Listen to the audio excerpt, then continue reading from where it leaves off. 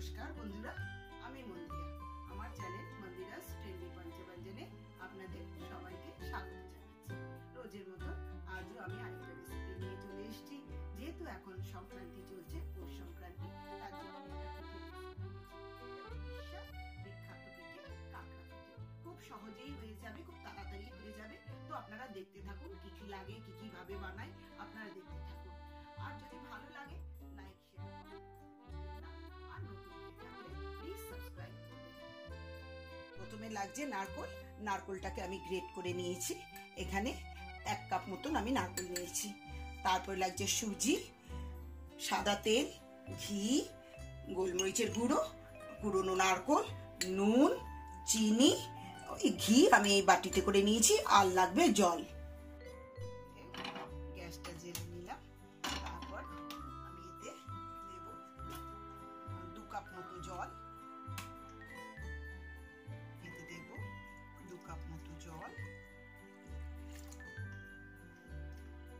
আমি দিচ্ছি এই জলেতে সামান্য নুন দিচ্ছি, 2 চামচ মতো চিনি দিচ্ছি, আমি 1/2 চামচ মতো এতে ঘি দিলাম। এবার এটা নাড়তে থাকছি। চিনিটা গলে গেলে তারপর আমি সুজিটা অ্যাড করব। এটা ধীরে ধীরে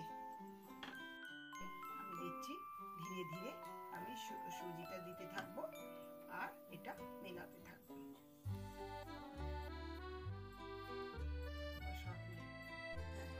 এটা বন্ধুরা এই সুজির মতো অনেকটা হয়ে গিয়েছে।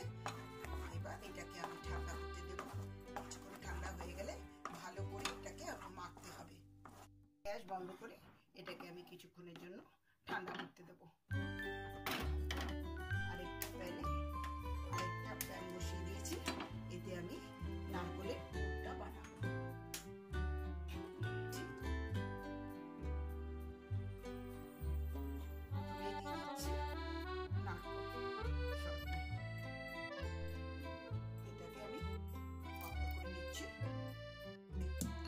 এলাচ গুঁড়ো নেই, আমি এলাচ এইভাবেই একটু গুঁড়ো করে নিচ্ছি। আপনাদের কাছে গুঁড়ো করা আগে থেকে থাকলে সুবিধে, আপনারা তাড়াতাড়ি দিয়ে করে দিতে পারবেন।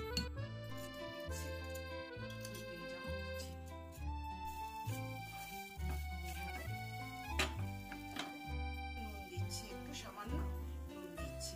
এটা ঝাল সব মিলিয়ে মিষ্টি মিলিয়ে এটা দারুণ স্বাদের রান্না হচ্ছে। একটু গোলমরিচের গুঁড়ো দিচ্ছি। এইভাবে কিছুক্ষণ নাড়লেই এই স্টাফটা, ভেতরের ফুলটা তৈরি হয়ে যাবে। মোটামুটি আমাদের এই স্টাফটা, এই ফুলটা আমাদের স্টাফটা যেটা বানিয়ে রেখেছিলাম আগে, সুজির কাইটা আমরা একটা বাটিতে তুলে নিলাম। এটাকে আরো ভালো করে আটার মতো করে মাখতে হবে। এই যে বন্ধুরা, এই যে মাখাটা একদম এরকম গোলাম করে মাখতে হবে। এবার আমরা এরকম করে ভালো করে গোল করে নেব। শেপ দিয়ে দিচ্ছি, সে যে যেরকম ভাবে পুরটা ভরতে পারে।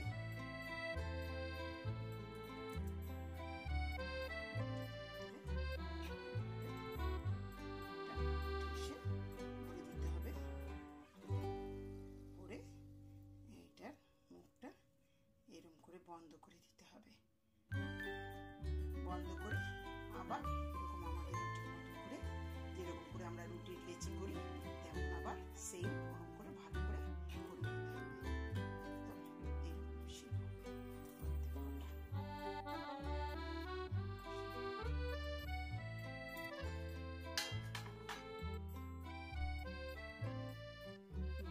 আপনারা চাইলে এই যে আমি শুধু নারকোলের স্টাফ বানিয়েছি, পুর বানিয়েছি, এটার মধ্যে বাদাম, কিশমিশ, কাজু সবই কুচি কুচি করে সব দেওয়া যায়।